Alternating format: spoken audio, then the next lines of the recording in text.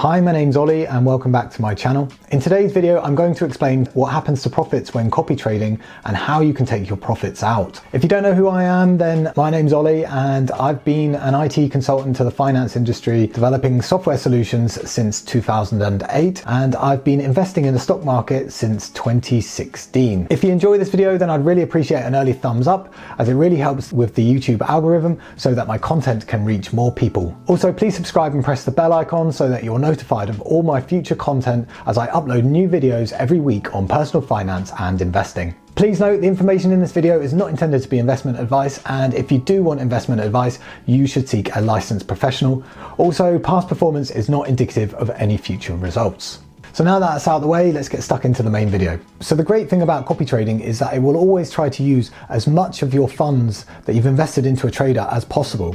And this is great because when you're investing, it's your money that is actually making you more money. So the more money you have invested means the bigger potential profits you can make. If you don't know what copy trading is, then I advise you to go check out my video, which I'll put a link to up here and in the description below. But as a brief overview, when you copy a trader, you're basically duplicating their positions in real time as a direct proportion. So say the trader you're copying, for example, has 50K in their portfolio and they decide to invest 10% of their portfolio into Tesla, which would be 5K. Then say you copied that trader with $1,000. You will also invest 10% of your copied amount into Tesla. So you would open a position for $100 into Tesla. But the great thing about Etoro is that if you're copy trading, it will automatically reinvest those profits that you make. So say, for example, Tesla goes up 10% and the trader you're copying decides to close that position. You've now made $10 on your $100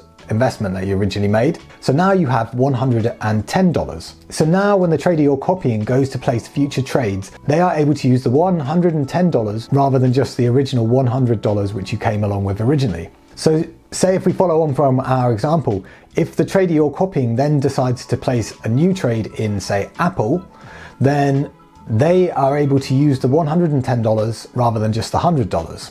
And so this is how your portfolio will grow and grow over time. So in short, all the profits made in copy trading are used in future trades. But you've got to remember that the inverse of this is also true. So if we go back to our original example and say the $100 trade that was invested into Tesla actually lost 20% and the person you're copying decided to cash it out, you would only get $80 back from that. Then when the trader you're copying goes to make a new trade, they would only have $80 available rather than the original $100 that you came along with originally. But obviously, as they start to make profit, then things will go up again and continue going up. Or so we would hope it would anyway. This is why it's very important to pick a trader who is good. Now, I have a video which shows how I generally go about picking new traders on Etoro, which I'll put a link to up here in the description below. At one point, I did copy a trader who lost me a lot of money.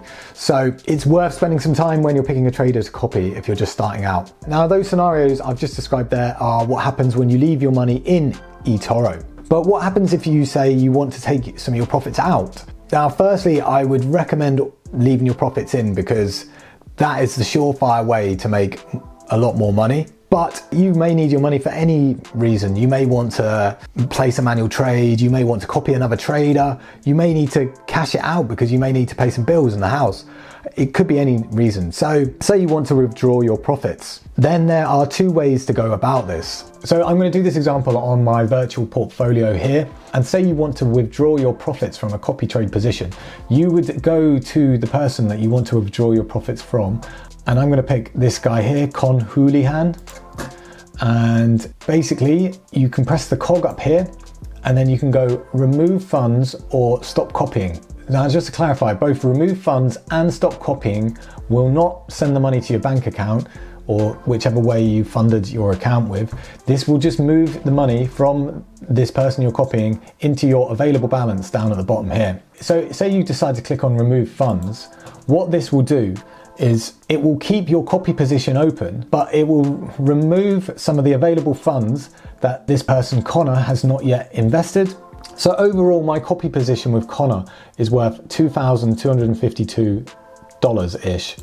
And if I go to remove funds, you can see that figure there also, but you'll notice that I can't actually remove 2,252 by going to remove funds.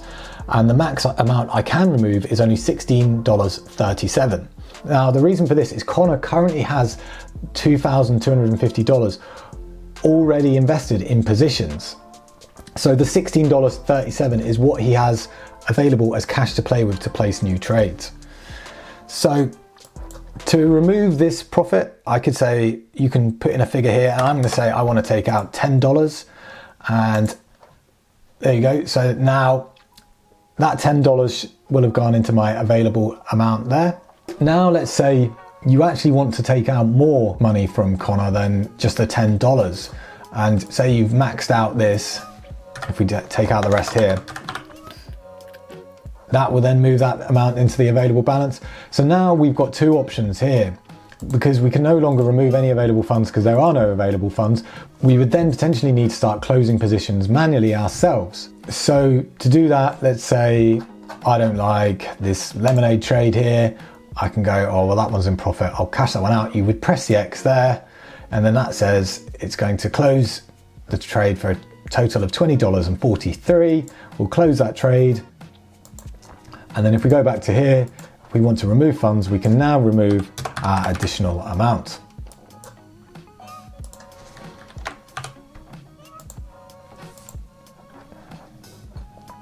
Now you may notice there that it didn't let me take out the 43. Sometimes there are roundings you get on Etoro. But the problem with doing this manually yourself is you've got to decide if you think it is right to close a trade, and obviously you're going against what Connor may be thinking, and Connor may have a certain strategy in place, and you just coming along and closing a trade may not align with what he was thinking. And say, for example, he may have thought that lemonade was going to double in price or something like that. So a couple of things to bear in mind, that by removing funds and by closing trades manually, your stats are going to go out of sync with the person that you're copying. Now, another thing to bear in mind is that if the cash available to the person you're copying is too small, then you may start missing out on some of the trades that they place, and so you may not replicate all of their trades. I personally would recommend leaving your money in for compound growth rather than removing the profit each time you make some, especially if you plan to take it out to your bank each time. You will end up paying a lot in withdrawal fees also. Now, an alternative to closing these positions manually is to pause the copy, and to do that, you would just go to this cog here and press pause copy. Now, what pause copy means is all the trades you have with this trader Connor or whoever you're copying will stay open, but when that trader decides it's time to close them, it will close them on your behalf also, but when they decide to place a new trade, it will not create the new trades. So by doing this, if we were to pause copy here, the money in the remove funds would slowly go up over time as Connor closes out different positions. And so this is possibly a better way to take your money out if you don't mind waiting, because the trader you're copying will have a price in their head that they have judged to be the point that they want to close out that trade, and then you will still be following their strategy. Also, something to bear in mind if you do pause copying, that if you have someone who doesn't trade very actively and is a long-term investor, then you could be waiting a very long time to get all of your money out. So you need to make this call yourself and decide what is the right thing to do here. You can get an idea of this by going to the trader's stats, and if you go down to the bottom, you can see here that, say for example, he on average makes 10.31 trades a week, and based on the fact that he had most of his money invested already, to place new trades he would have to close some trades out that he's already got open. So that can kind of give you an idea, and then you'd base it back on the number of trades he has open.